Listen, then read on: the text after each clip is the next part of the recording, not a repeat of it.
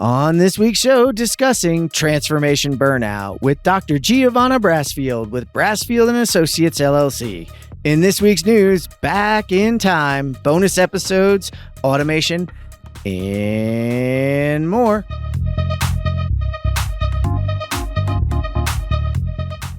All right, I'm back. I got Nathan Wood wearing his So Built t-shirt and his CDX branded hat. Man, you're repping today. I'm just a walking advertisement, walking billboard. Yeah, you're the billboard for change in the industry, which makes you perfect for today's episode, doesn't it? Absolutely. All kinds of change going on. Yeah, you got attitude adjustment change, you got data adjustment change, and we've got Dr. Giovanna Brasfield, but we're going to call you, as you do, Dr. G. Dr. G, how are you? I am well, and thank you both for having me today to this conversation. I truly appreciate it. It's great to be here. And so everybody listening knows I have been trying to reel in Dr. G for a while. She was trying to dink and dodge and dip and dive, but I wouldn't let her because she's not playing dodgeball with the ConTech crew. We're going to bring you here. So I think everybody tuning in is going to really love this one. Before we get into the episode, though, we got to pause for the cause. For the last 20 plus years, I've been talking about this mind-body connection and working a lot on focusing on things like stress and nutrition and sleep and exercise and how that affects performance and how that affects longevity. We've been focusing on this peak level of mental, physical, and emotional performance. Construction in general is a highly stressful environment, and you see the stress. And you always get the "I'm fine" answer, but I always try to dig a little deeper because people say, I haven't been sleeping great, and I'm really eating crappy food, and I feel anxious, I feel depressed, I feel, we'll start to really get into those conversations and figure out what's going on. Those are the critical things people need to it's the little steps, right? You're not here to replace a mental health diagnosis, right? You're here, but there's some resources you've got that can help people kind of figure out if, hey, they might be headed down towards that one. Right, exactly. Barring some mental health diagnosis, or if you think you have a mental health diagnosis, please go seek someone out and get that help and that diagnosis. But barring just a diagnosis or you're really struggling or having suicidal thoughts, this isn't going to help you probably.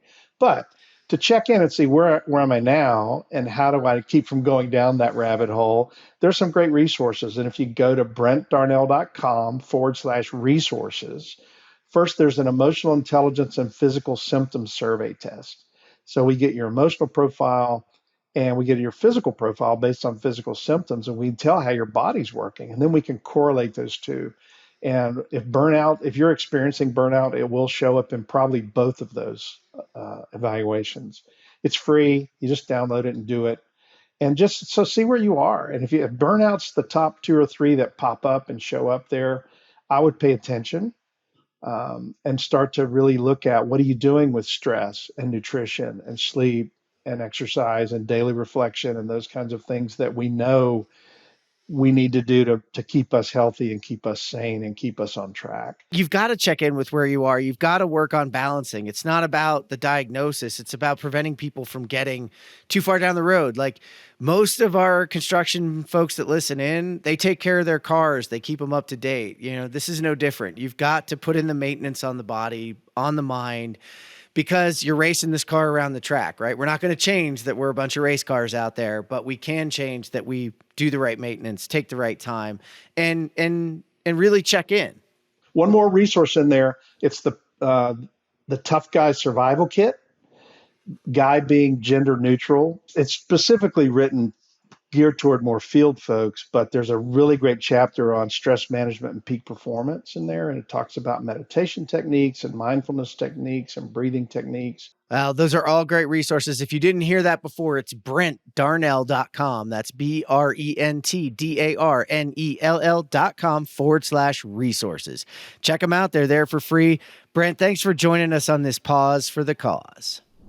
All right. Remember, we're back on YouTube. Check out youtube.com/@the ConTech crew. And if we get our number reached, I'll buy Nathan a shirt that says the ConTech crew subscribe now or something of that nature so he can have a patch and really rep the rest of us. So remember, get out there to the YouTube channel, smash the subscribe button, get the shorts in your inbox. We're looking forward to having you there. Just want to keep you informed. At the ConTech crew, we focus on technology that solves industry problems, and we've always believed in our sponsors. So much so that I went to work for one of them. So today, I want to talk to you about Join. Every construction project is a unique prototype, and it's actually shaped by thousands of decisions that impact the owner's business case, design, and the budget. Today, the communication driving these decisions is disjointed across all the stakeholders.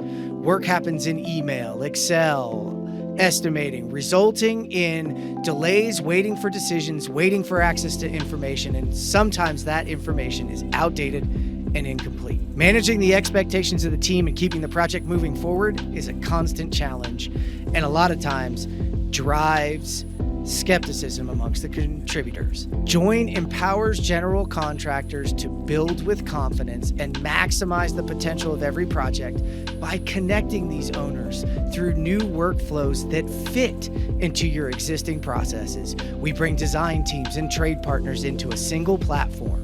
There's transparency and collaboration in the decision-making, which builds trusts and sets projects up for success. You might be asking yourself, do you need another tool? Well, let me tell you, Join fits in seamlessly with your processes and your other tools. In fact, we're here to help those other tools. Regardless of your estimating system or your project management process, Join will be a valuable added resource without disrupting those other systems and your teams. So listen, put your spreadsheets on ice and leave your email behind for the decision-making platform for the built environment. Learn more at join.build. And we're back. All right, Dr. G, CEO and principal of Brasfield Associates, but you're a lot more than that these days. Give us a little bit about how you got here and a little bit about you. Well, I'll take you on my why. I had a chance within high school. I mean, just like any other student, ready for graduation. And I remember going into the college counselor, and she was saying that you will not graduate because of my race and ethnicity. And it floored me because I was like, I'm working so hard. I'm doing all I can. And from there, rather than being a deterrent from finishing and moving on and pursuing other goals that I had set for myself, I found that that was a pivotal point in my life. I could have taken one of two roads. One, to be like, I agree, I won't graduate because of what life tells most minority students. Or I can take another path, which is be empowered and be driven and really push to do more. So I chose the latter, the push to do more. And from there, that ignited a fire for advocacy in this space for people who often are not included, not asked to participate or overlooked for various different opportunities. And that driving force has now led me to be the Dr. G you see today. And it's truly through that adversity that allowed me to soar and to really want to make a difference for so many others. So again, I had that same push when I was working on my doctorate degree. I believed in myself, made it happen. I received 2 doctorate degrees because of adversity. Again, it's these things that allow me to push forward and overcome these barriers so that I can help others remove barriers and say that through my own testimony, that you too can become empowered. So I have an extensive background in both commercial construction as well as civil construction in the space of diversity, equity, and inclusion, and creating these massive strategy for large projects. And I just raised my hand to get in this space. I thought I was going to go into education. I thought I was going to look at high school exit exams from my doctoral research. But someone asked me, hey, you're good with policy. So can you take that same drive for policy and change and removing barriers and really look at construction and being that conduit to change? I said, sounds easy enough. I can help others and really look at ways of removing barriers or be more inclusive. And I've done that from, like I said, the commercial space to the civil space. looking at workforce, small business, youth engagement, charitable giving, when it comes to really intentionally making effort to include those organizations that are at the grassroots advocating for inclusion. And about 2021, the end of the year, the country has been faced with so much in the last 3-4 years when it comes to equity and inclusion and diversity. And so I kept getting asked by so many people within industry, how do you do this? What does this really mean? Will we go back to before? Help me implement this program. And I'm like, hey, I'm going to dive heart and mind first. And I'm going to restart my business and really help not only one organization thrive and be very visible when it comes to diversity, equity, and inclusion, but I get a chance in this space to now help multiple organizations in our industry overall when it comes to education, advocacy, and really having intentional and sustainable practices. So again, I focus on, as a consultant, jumping heart and mind in and working on some of the most iconic projects and helping some of the big E&R teams when it comes to inclusion, from employee resource group support or a business resource group support when they're thinking about retention of employees, promotion, really attracting talent. I also support strategy when it comes to RFP development, and then hosting outreach events, webinars and forums, talking to industry as a speaker. There's also different things that I have people on my team when it comes to messaging, making sure that the message, the words that we're saying are really inclusive to all and being mindful of that. So it's making sure that I talk to people of difference, going into communities, making sure that we are aware of our position, the overall purpose of diversity, equity, and inclusion, and that it's not really going anywhere because, that's not, you think like, what do you mean going anywhere?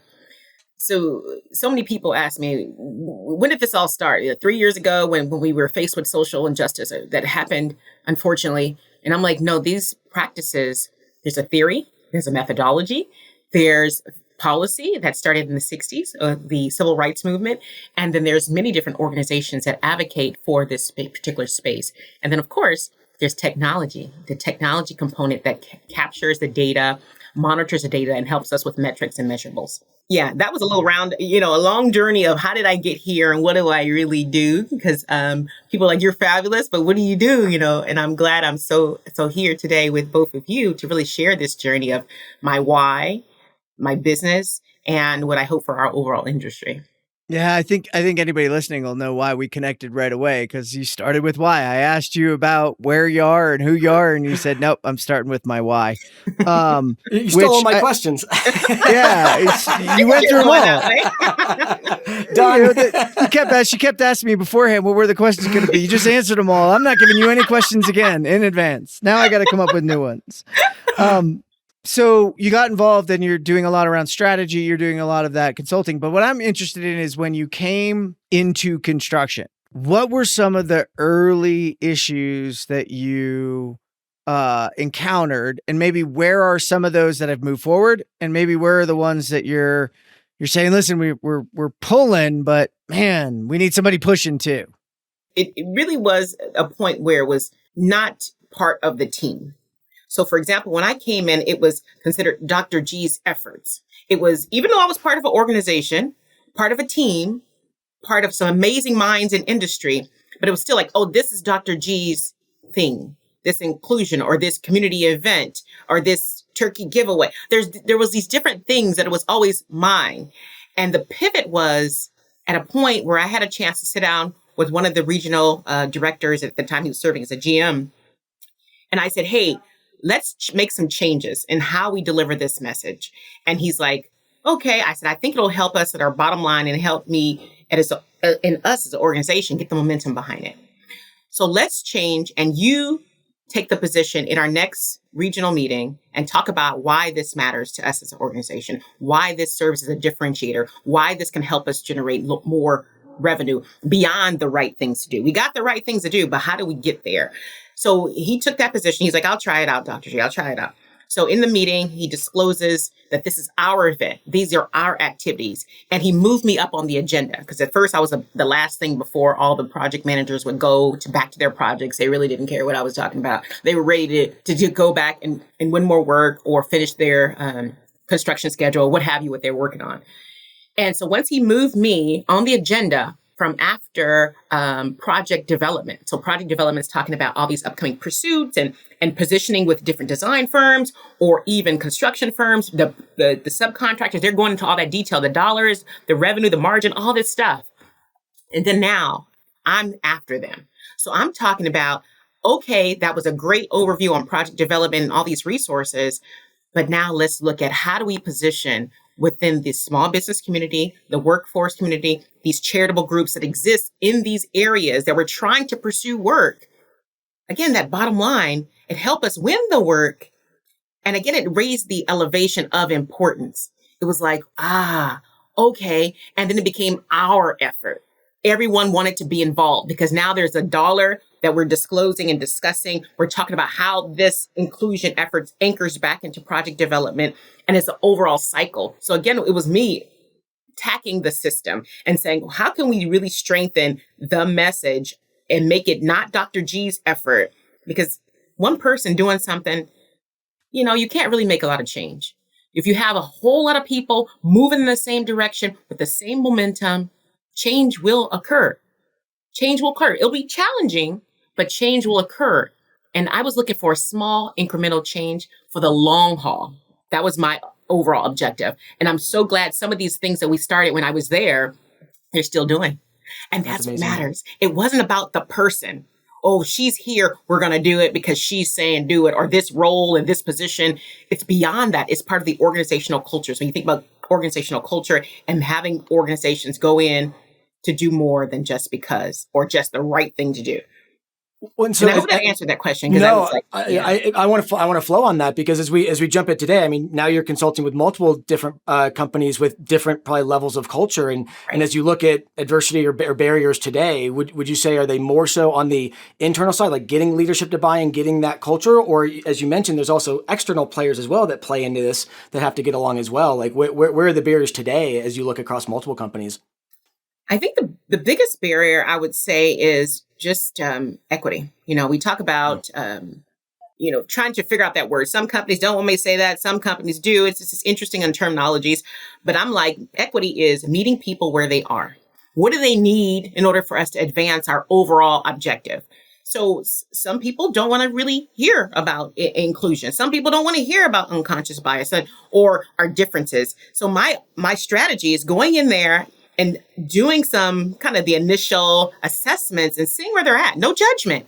Because in order for us to really get deep conversations and have a real conversation, I need to understand their truth of where they are as a leader, where the organization is at its core, so I can really develop a inclusive strategy to say, okay, well, let's look at our existing programs. What do you have internally? You can't find them. You can't find them. You can't find them. Okay, well, what does that look like? That looks like, okay, let's tapping into your talent acquisition team or your HR team and then seeing where they recruit.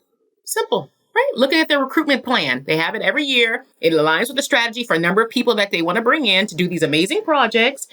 And now it's looking at what on campus or depends on what kind of recruitment they're looking at. If it's a campus recruitment specifically. But what kind of recruitment on that campus for the college example, what are you doing on that campus? Are there groups that cater to diverse potential graduates that are in that area of interest? Simple. Not a lot of extra money that you have to spend. Just diving deeper into your core already existing plan and figuring out what diverse groups are on campus. How do we tap into them? Who's that champion on that campus that I can talk to help me move my overall objective, which is finding more diverse candidates or people of difference to bring them into the organization. And then when they get there, it's looking at that. Okay, well, who's that welcoming team? Because there's obviously a welcoming team at every company, whatever you classify them as. Who's that group or what is that group? And then what is their processes and procedures? And how do you make everyone feel like, again, they belong? When they come here, you got the inclusion, you got the diversity component, which is recruit, bringing them in. Then once they get there, then what does that look like? And then having the fairness, is there a process and procedure to make sure that you're showing them difference, like your pictures on your website or the words that you're using, selection, right? That was a big thing for our industry. I think a barrier initially. A lot of the pictures didn't look like diverse candidates. And so how do we welcome a diverse group if we don't have pictures? Simple things, right? Didn't take anything. You're already out there taking pictures. Get some of the diverse people.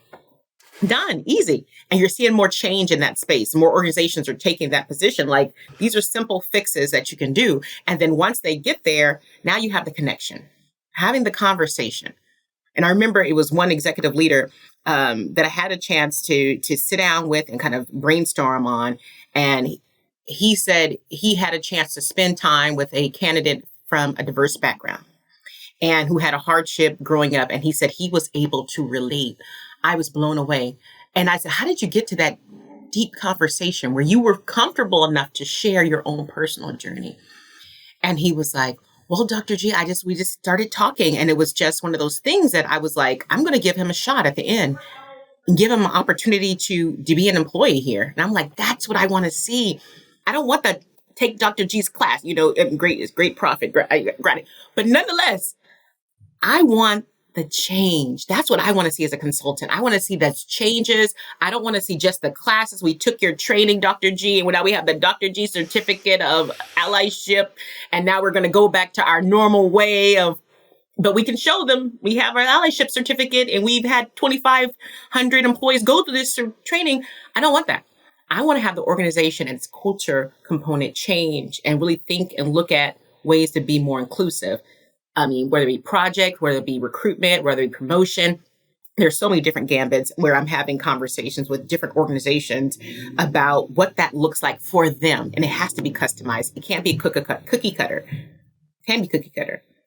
No, you hit a couple of things there that I think are unique and powerful, right? You're anchoring to what they care about. The same thing about why you're anchored to what you do and your why. You're anchoring to why that organization exists. It's not just about doing it. It's about, how does this affect our bottom line? You heard those things. How are we going to effectively utilize and embrace this, but also embrace it towards our anchor of growth as an organization? That's a connection a lot of people can't make. Right. And it's a hard one because I think when I first came into industry, and I'm laughing because I'm thinking about another story that I'm going to share with you.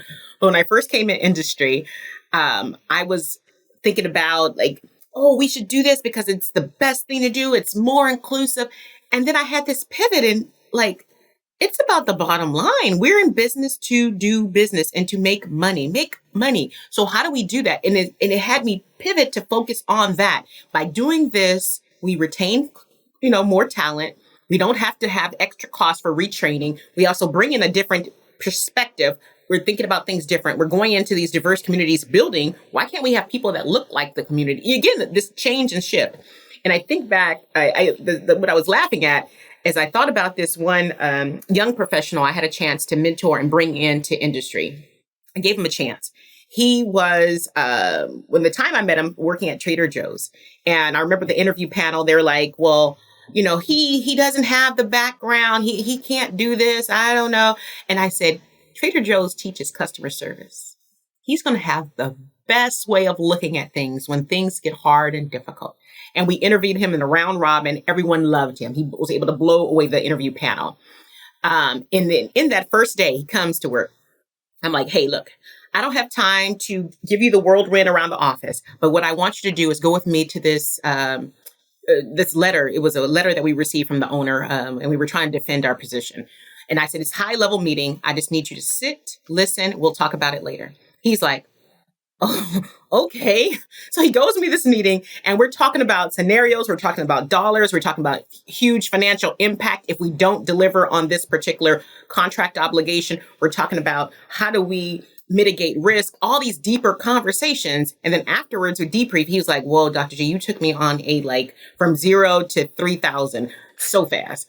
And I said, I needed you to start there. Because when far too often when we think about outreach or inclusion, it just starts with the warm and fuzzy. It starts with the warm and fuzzy. This is the right thing to do. We have to do this for our industry. But I'm like, let's dive into the deeper part of why it's important. All of these components that you were just able to hear is why we're doing what we're doing. And we got that it's important, it's the right thing, but we need to have that lens to look at how does this impact us financially? How does this impact the community? How does this impact these contract obligations that if we don't deliver on, there's liquidated damages on? And that's what we need to always have in the back of our mind. So I asked him, read the contract. That's my next task for you to do. You heard about why I'm driven and what I'm doing in my role, right? As a VP, at this particular role, you see what I'm doing. So now I need you to read the contract. So now you can understand a little bit deeper of why I'm going to be focusing on certain areas of these inclusion or compliance components. And he's doing exceptionally well. I'm so glad I took that. It was a risk for me. I didn't know if he was going to like industry or not because he jumped in the deep end of the pool. But he's still, exceptionally doing well. He's thriving. And I still keep that relationship with him to this day, even as a consultant, because I want him to succeed. And I want to have him reach back to bring others along to show them the importance of why we do the inclusion strategies on these large projects. So I want to pause there because I think you made a profound point there about change management and correct me if I'm wrong, but I understand that your why is all about that change, seeing that spark in people and that change, and that it's more about that than it is the money. Yeah. But yet all of your points as to why we should convince others comes back to money because that is how the world works, right? And I think there are so many technologists, so many change agents that get frustrated because they don't understand why other people don't share their why. Yeah. But that recognition that not everyone's going to share your why, but you can make more impact by selling their why is such a profound point that, you just very, very well spelled out how to do that. The why I just got comfortable in sharing recently, I would say. It was a conversation I was having with Henry Nutt, and he was like, more people need to know your story. And I just paused and I thought, okay, because, people will meet me and who's the person behind it? Where did this passion and drive and fire start for inclusion? And it started from that little girl in high school, that one person that kind of ignited that fire for, I'm going to help others and I'm going to really drive to make that passion. And, again, Henry is amazing. And I'm so glad he, kind of motivated me in that space to be my authentic self and share my journey with others. Yeah, you even gave way to him, and so we've got an earlier episode with Henry. Dr. G tried to offer him up first and keep us away, but it did not work. And I'm glad it didn't. Well, since you went back to it, I think let's pause for a second and tell, if you can, the story of how you got that double doctorate. Because to me, I was like, well, wait, all of a sudden you just got a double doctorate because of adversity? How did that happen? But there's a story to that, right? A little bit of that I think is a lot of what drives your your power. Right. Oh my gosh. Yeah. So I started in one program, public administration, went to the University of Laverne, amazing institution. Such a foundation for support and just has really, really helped shape me into who I am today. But it was through those lessons learned, those processes, those systems that I had to really figure out. So I started my DPA in 2000, which is Doctorate of Public Administration, 2001. So I'm not going to tell you how old I am, but nonetheless, 2001, I started that journey. And from there, I had a person that was chairing my dissertation that said that you're not ready to advance. You're not doctoral material. Again, that same kind of thread and theme. And I guess it was because how I was showing up. Right? He was saying, you're not ready. He didn't respond to me. He didn't get back to me. So I'm like, I don't think I'm going to ever finish this program. So I looked at, what can I do? What can I do? I have already spent at that time, maybe 3 years of curriculum going through the actual coursework to finish. And I was working on the dissertation, the last component of completion of a doctoral degree. And then the only opportunity I saw at that point was, we have another program on campus. I'm going to start this EDD program, organizational leadership. So I went to the program. They were able to only waive 1 year. So I still had to incur 2 more years of coursework. And I was like, okay, well, this is stressful. I don't know if I'm going to do that. But I did it, finished the coursework, and I started working on the dissertation process. And I remember the advancement to candidacy. They're like, Giovanna, well, why will this program not become like that other program that you didn't finish, you didn't complete, and now you've avoided even interacting with them? And I said humbly, because it's not me. It's not because of academic rigor. It's not because of the overall program structure. It's not because of all these things when faced with finishing this degree at this magnitude that you're faced with. It was personality. It was personality and someone's perspective at that particular time. So they encouraged me to go back and talk to there's a dean change, and I talked to her, told her my frustration. He hadn't responded to me in months. And of course, as these months are going on, you're paying for continuous enrollment. So it's a fee that you're paying in addition to the stress, the anxiety, the emotional, drama that you're going through just sitting and waiting. And so the dean was able to listen to me. She looked at all my notes. I had to give her all this data, and she was able to relieve me from that dissertation chair. And I had a certain window in that agreement to find another chairperson. So I was able to find another chairperson that was able to support, to grow me, to challenge me in so many ways, to really help me elevate in this space as a master of research and data. And I was able to not only finish the first dissertation, which is the EDD, which came out first. I finished that one, and I looked at what are leaders of organizations doing to help students pass the California high school exit exam. I finished that one first. And then within months later, I was able to defend the other dissertation with a whole nother committee. A whole different methodology and another theory. And that one was on instructional strategies that are used to help students pass the California high school exit exam. And it's that same thing that, again, at that time, I was looking at why Black and Brown students, this particular legislation and policy was coming out, where it was known with all this data that Black and Brown students did not test well. So my driver was what is being done in Riverside County, specifically educational system, to help students pass, because they had higher rates at that particular time that I was studying and looking at. Whereas the other school district, LA and San Diego, two of the top three, San Diego, LA. But what are they doing in their district to really address this need for more inclusive practices? And so there was a bill. It was Mayor, she's now Mayor Karen Bass was assembly member at the time.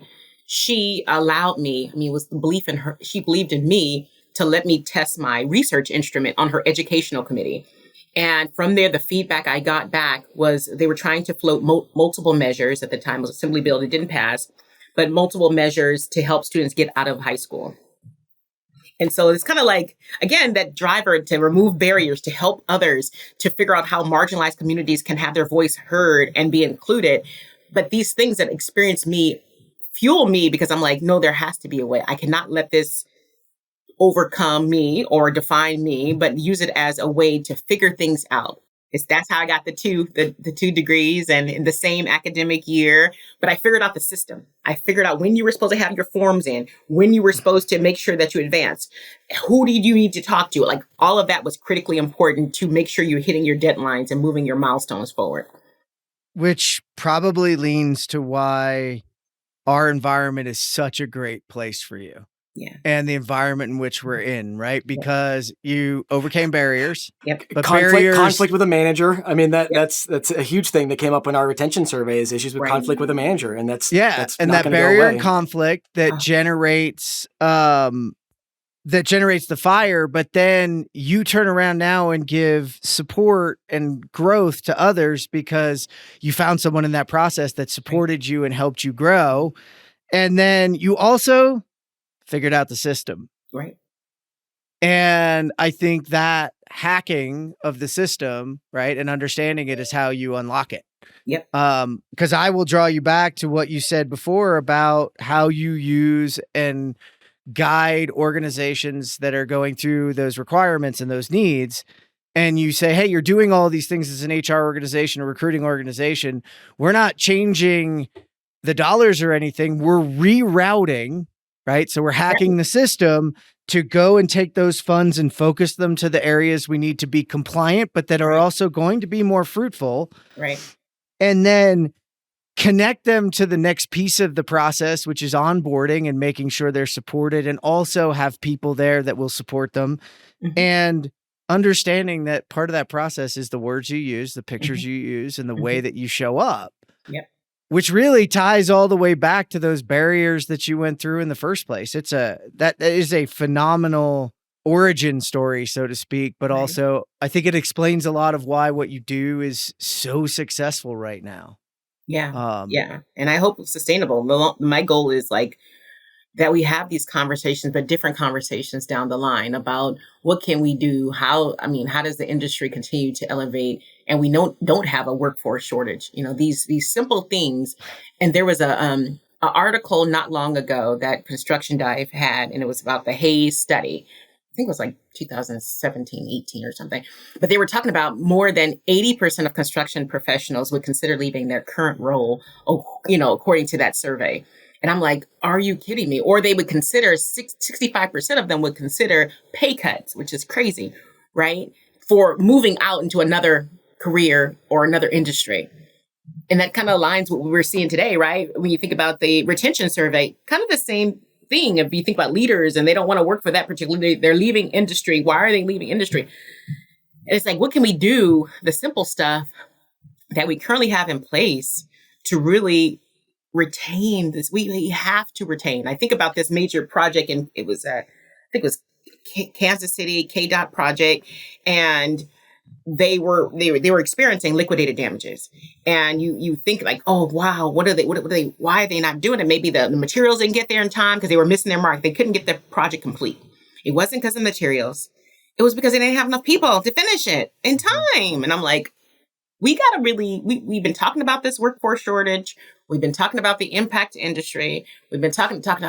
So I think now we're in a position where it's got our attention because there's a lot of projects that are coming out from these Infrastructure Investment Job Act and the IRA, and then the other owners that have other things existing in their, look ahead schedule for projects. But we got to do something, and we have to do it now. We're kind of play catch up, like make it happen. We need that catch up yesterday. Right. Yesterday. Yeah. My heart's pumping. Yeah. And definition of construction insanity, right? We do the same thing over and over again and wonder why we still have a labor shortage. Right. Maybe we ought to change a little bit. Right. Maybe we ought to try some new things. And right. I think, we were talking about this. There's that inclusion, simple stuff. There's people out there. We can find them. This is figuring out how we can engage them, bring them on in. And there's ways especially I'm like super excited. There's this one client I have. I'm super excited about them. They're in a space on the design side. And so they're like asking me about strategy. And so I don't want to tell this particular strategy, but it's thinking outside the box because it's really a differentiator. But it's thinking outside the box enough to engage those that are often overlooked, especially when you think about neurodiverse groups. Mm. What can we do in our industry for especially the design side? It's known in data that most people with neurodiverse experiences, art and creative side are something that they lean in. So why not tap into that market? There's Ability First, there's Autism Speaks, there's all these amazing organizations that really can help us as an industry advance and engage those differences. So I won't tell you the whole secret of what I'm thinking about that particular client, but nonetheless.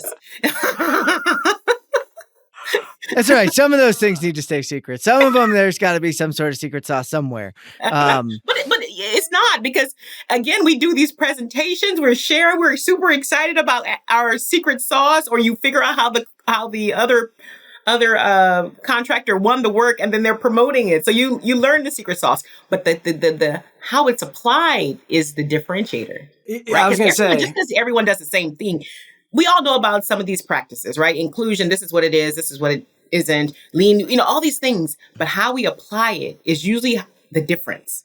And then also how embedded within the organization are those practices.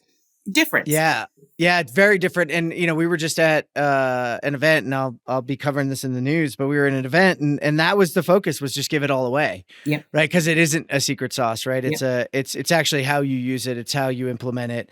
Right. And if you not careful, the industry you help might be your own. And that's a powerful piece if enough of us are doing it, and enough people are doing it, enough companies are doing it, and they're doing it for the right why.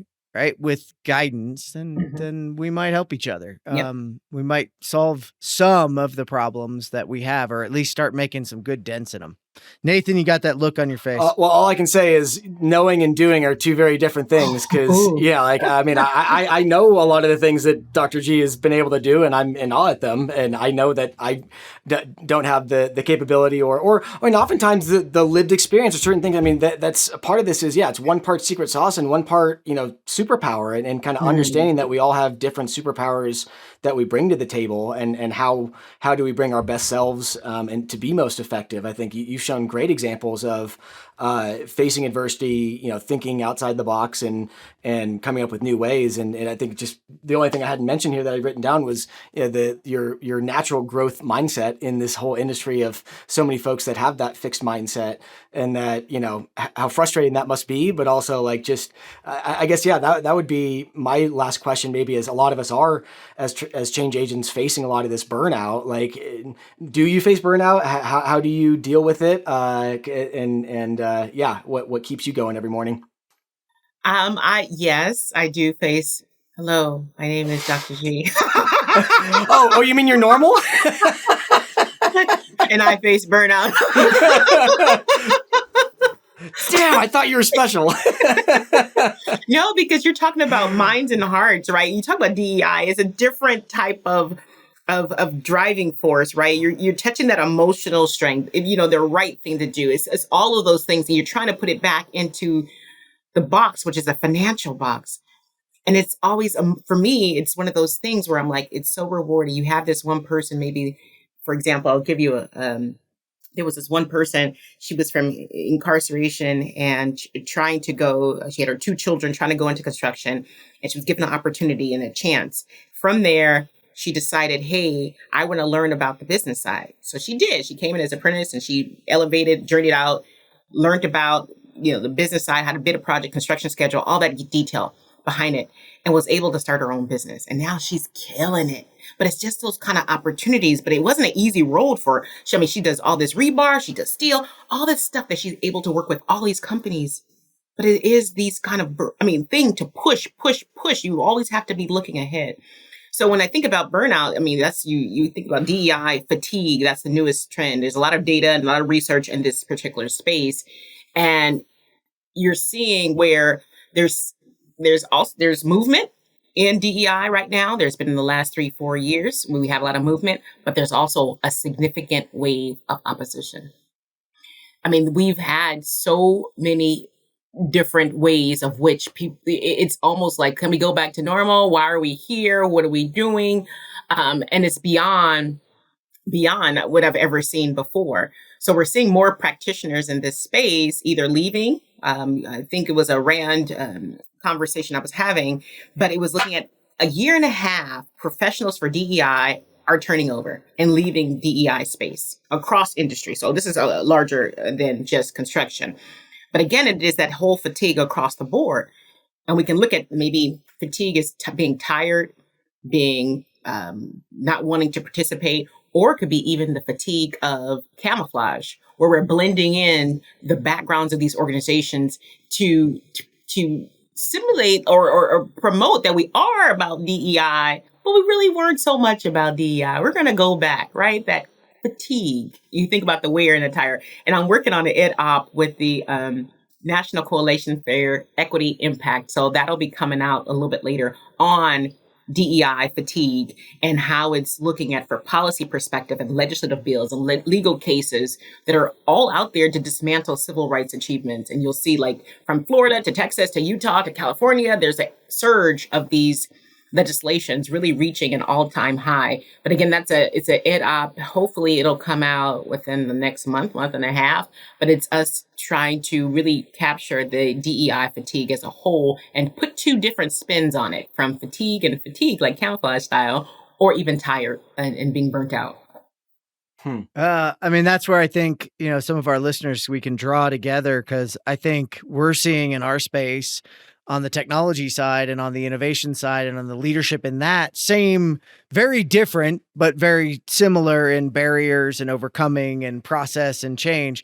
We're seeing the same burnout at a very high rate.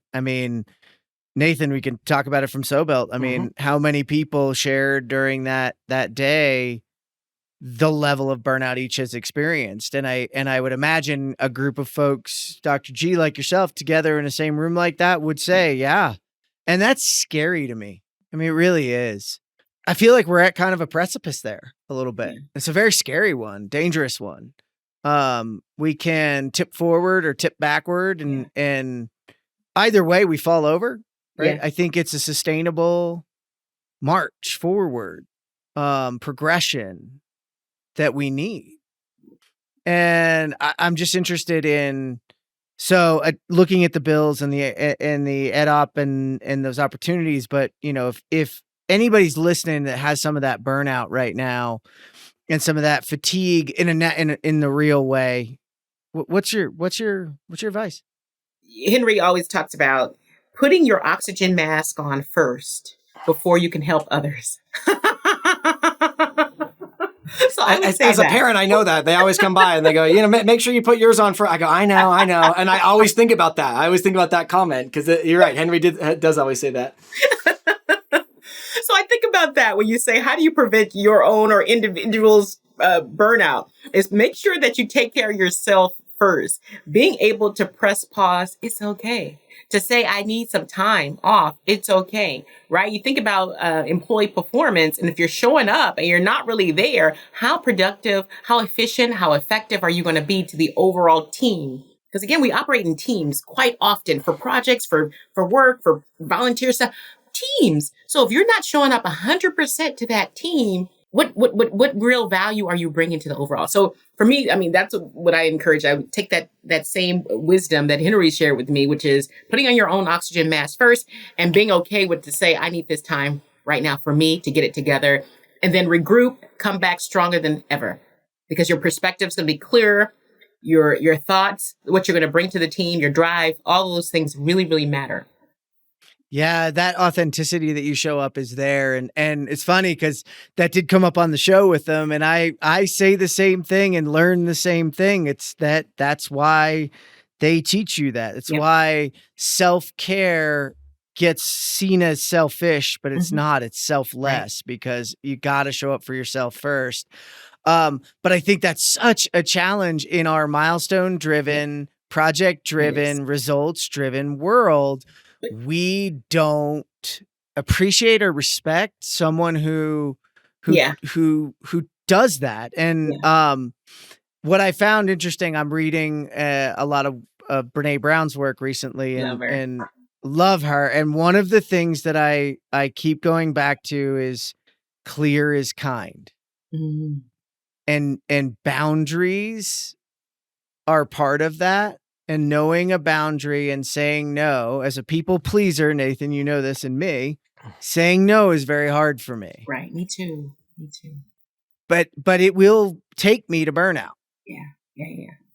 And if I can be clear about those boundaries, which I'm not very good at, I can be kind to those people. And I don't think it's seen as clear as kind. I think that was one of the shifts for me. Did you listen to that Seth Godin interview on Simon Sinek's podcast? No, my daughter. That's why I told you to. That's exactly. My daughter couldn't get through it. Go now. She couldn't get through it on the drive. We'll stop the podcast right now. Go listen to it. Stop the podcast. Rewind. Well, if you're tuning in and you want another podcast, which you should just listen to all ConTech Crew podcasts. I'm just kidding. Yes. You should jump on and take a listen to Simon Sinek's A Bit of Optimism.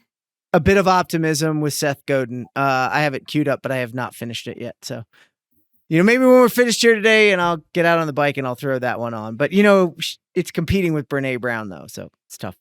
Well, I'm taking notes on both of them. I'm writing down got to look at both of them. And if you haven't listened to Henry Nutt's interview, obviously that one's got to be first. Yes, I loved it. It was the stew, when he talked about the stew, right? You can't microwave the stew. I use that all the time, and he gets you can't microwave the stew. It's so funny. You can put all the ingredients in the pot, but you can't microwave it. You can't microwave You gotta let it You gotta let it boil. Right. You gotta Right. let it simmer.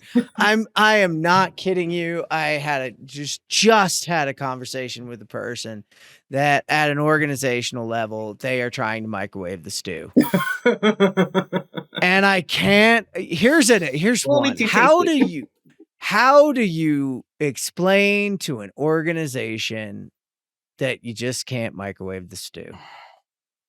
They have to learn. They have to fall on their face. It's like parenting, right? Like you can't helicopter parent. You got to let them make the mistakes and learn from them. Yep. I think it's disagree with you. Yeah. No, you can't disagree. Do what you I want to fully do. agree with him. I fully agree with him. I just don't like it because I'm like naturally driven, like Nathan and I. You have a 15-year-old. It might be a little different. Yeah, but it is. Yeah. I get it. Fantastic. It's just been fantastic to have you sit down with us today, Dr. G. I was so excited to do this. Nathan was chomping at the bit to jump in with me, and I have certainly been chasing you for a while. Yes. So thank you so much for your time. I'm glad to see both of you. What I didn't share is technology. I didn't even talk about the technology in this space. For monitoring and tracking and innovation, right? So we have two amazing people that I hope you would bring on. We have Mark Douglas from LCP Tracker. He monitors the workforce components of it. And he created a visionary individual, created this system, again, LCP Tracker, that tracks the certified payroll and breaks it down in a way at which he can see the employees, the backgrounds, where they were from. He has a dashboard, he runs scenario. And most of these large infrastructure projects will have this LCP Tracker used as a requirement of contract. There's also Justin Talbot. That has B2G now, which is the system used to improve efficiency and effectiveness when it comes to payments being issued to all the contractors on the project. So every single tier, he looks at that. He looks at how fast they're getting paid. Also, if there's discrepancy. So, for example, the payment, $5 payments going out, the subcontractor has to verify that they received the $5. And there can't be a variance of that. If not, it's flagged. And then you have to resolve it and work with the subcontractor. So it helps them communicate, resolve. And they have all this different innovation and technology. So for both of those two are phenomenal when you're talking about just for your tech people in construction. Be great. That would be awesome. I'll be tracking those down, pun intended. Yeah. And actually, I wanted you to talk about the technology when we get into the news. That was one of my tricks. Don't be sorry. Jump in. I love a good name drop. I love advancing everybody. Right? We're on a platform. We have a platform here, so it elevating everybody's just fine. So. With that, we're going to jump into the construction technology news of the week. And I'm going to go right to you, Nathan. What do you got for me, buddy? Oh, I got a couple fun ones. So this one actually mildly related, but related to certainly the dollars and cents. So was listening to a Freakonomics podcast recently that referenced back to a report from, I think, 2004 in the UK. But I learned that ultimately the UK has a way for dealing with optimism bias in their transportation project planning. So they know that projects are, surprise, surprise, over budget and over schedule. And so it says here that this Green Book guidance on optimism bias notes that there's a demonstrated systematic tendency for project appraisers to be overly optimistic, and that to redress this tendency, appraisers should make explicit, empirically based adjustments to the estimates of a project's cost, benefits, and duration.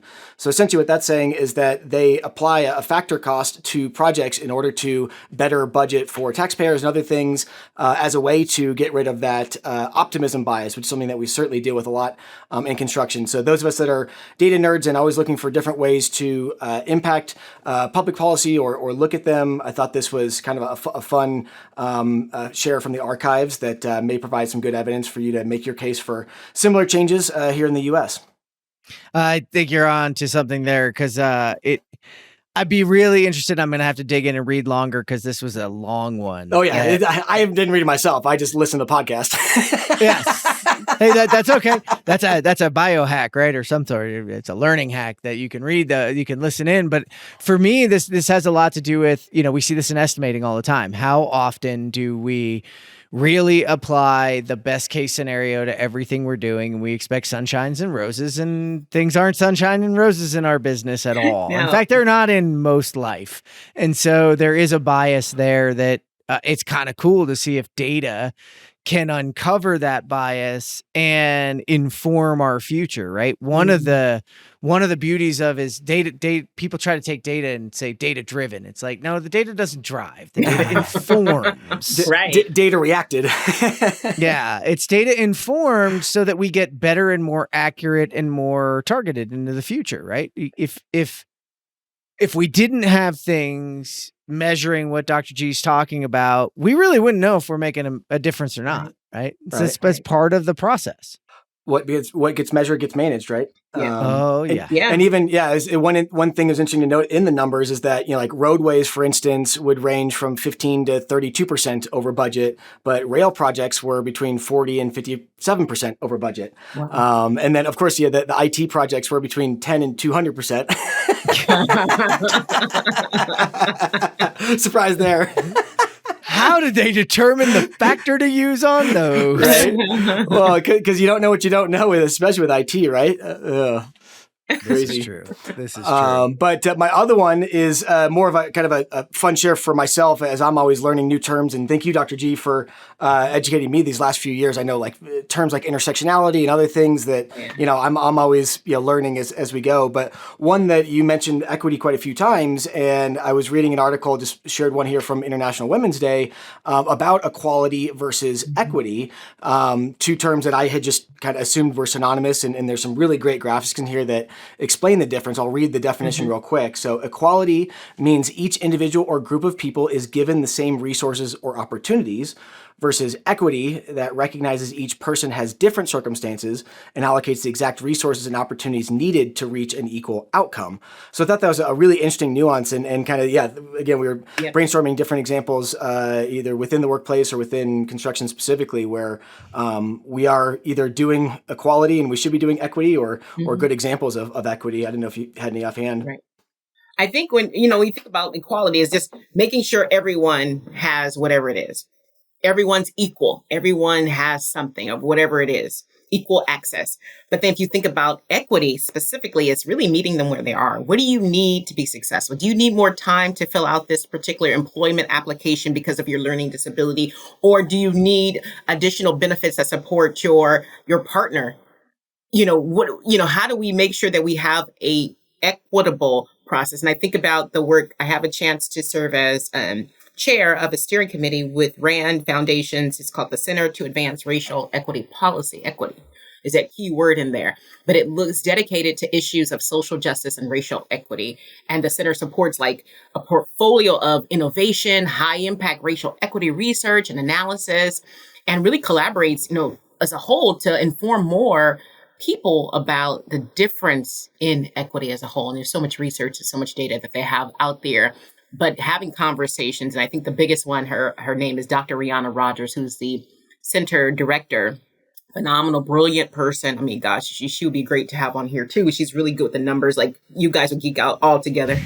But she makes sure that others understand the importance of this information, but she breaks it down in a way that's easy to use. And she's been really, I've been making connections for her, helping her advance construction. So she has done some presentations on infrastructure, looking at LA 28 and economic impact for our Los Angeles, Southern California region. And then she'll be speaking at NAWIC as one of the keynote speakers. I took her to ENR when I was one of the keynote speakers there. But I think more people need to hear about this research that's been conducted far beyond the last 3 years, but on the bigger picture and the difference between equality and equity. And the E's are hard. It's real fast. I know I don't want to take away from our news update, but the E is hard to get into some of these organizations. They don't want to talk about that E. They want to do the D and the I. They don't want the E, because the E, you have to identify there's a difference in how you treat people in order to improve, rather than looking at it like, this is hope. This is a way that we can be more proactive and innovative. No, they don't want it. It's interesting conversations being had. Yeah, people can't see the pictures while they're driving. So I Nathan, I'm going to steal your earlier talk, because equality is having safety vests for everybody, right? Mm-hmm. But equity is actually having the right size and, say female specific. So that's equity, that most of what's built is built for men. Yep. Equity is having the right ones for women and for others. So that's the nuance that I didn't realize either. And I just really like how the graph did it. It did it with a bike, which I, really like the and graph. The very bike. last quote there is just a shoe. Equality is giving everyone a shoe. Equity is giving everyone a shoe that fits. That's there a you go. Kind of simple way of thinking about it. Yeah. So all kinds of analogies for everyone to remember the difference now. I love the safety vest one. That was a spot on. Especially you think about women have been complaining for a long time, their jackets or safety vests being caught on materials, being very dangerous on the job site. So again, that equity, having a vest, which you're seeing more organizations take that position to give a vest designed specifically for women to make sure that they're all inclusive and equitable. Yeah. And I was sitting, and you can give me feedback on this one. I was sitting at a panel at AGC Wisconsin right after the pandemic ended, and there's a group of women, and they said, there's porta potties everywhere, but what makes us feel great is when there's some women specific porta potties. They're just made for us. Yeah. And I was like, that is the most simple thing I didn't think of ever. I'm like, that's just okay. There you go. Just again, these aren't all groundbreaking. The harder part is you got to be willing to look for those things, right? And then they probably do get harder as they go along, but there are simple ones too as well that can help you grow momentum. Right. I agree. And you talk about job site, man. I mean, I wish we had a whole nother hour to dive into that one, equity versus equality. It's a whole different ballgame. Just bathrooms, we could spend a whole hour. Yeah, I was gonna say the bathrooms and safety gear we could spend a couple of hours on. So I feel like we're gonna have to do this one at another time. I got one for you here. This is an interesting one because I think we can tie it back to what you were just talking about. And I just grabbed it. It's from Construction Dive. It's subcontractor automation boosts profits while cutting costs. So this is really interesting. General contractors automating subcontractor management processes are seeing positive results in productivity, costs, and profits, but roadblocks are still in some builders' paths, according to a new Dodge Construction Network survey, which y'all will know we had just recently had Steve Jones on from the Dodge Construction Network. So one of their recent studies. And it says Dodge performed in partnership with construction software firm GCPay. 91% of contractors who use sub-management technology had improved productivity. 81% had lower costs and 79% had higher profits. Wow. Now, this is really interesting for me because the cost of money is going up. Yeah. And Dr. G, you talked about it before when you talked about what Justin Talbot and Mark Douglas are doing and tracking those things and looking at it. Man, getting our subcontractors paid and getting our trade partners paid faster and is amazing, especially because the cost of money is going up. Right. And minority women-owned businesses, the smaller businesses that carry a higher burden because of the higher cost of money and the relative impact of that is going to be huge. And so I'm excited for the automation. I'm excited for the capabilities. Although what the study I don't think really shows is that there's just not enough of it. Oh. It's still too low. We're still not paying people fast enough. We are still our inability to automate and move is still not there. Yeah. It's getting there, but it's just not there yet. I wonder that, now in this space as a small business, right? So now, all the stuff and practices that I used to talk about while corporate, now independent, I think this is one of the hardest things ever. And I think you nailed it spot on, which is the payments. What takes so long? I'm just like, what takes so long? Why do you need, even going into contract negotiation? That's one of the areas I attack first. Like, hey, we got to nip this in the bud. One of the clients' contract agreement said 60 to 70 days, and I'm like, what? Why do you need so long to process this one paper, this invoice? And of course, that was an area we got it down to 30 days. But I was like, he's like, usually we don't do this. Why? Is it just because how you've been doing it? Is it like, how do you improve efficiency and effectiveness? If you know that's a problem for your subcontractors or your consultants, and I still don't know. And of course, I'm going to keep on circling back on that one. Like, why does it take so long? I just don't understand. Listen to this, though, because this is the last paragraph. And Build, thank you for this one.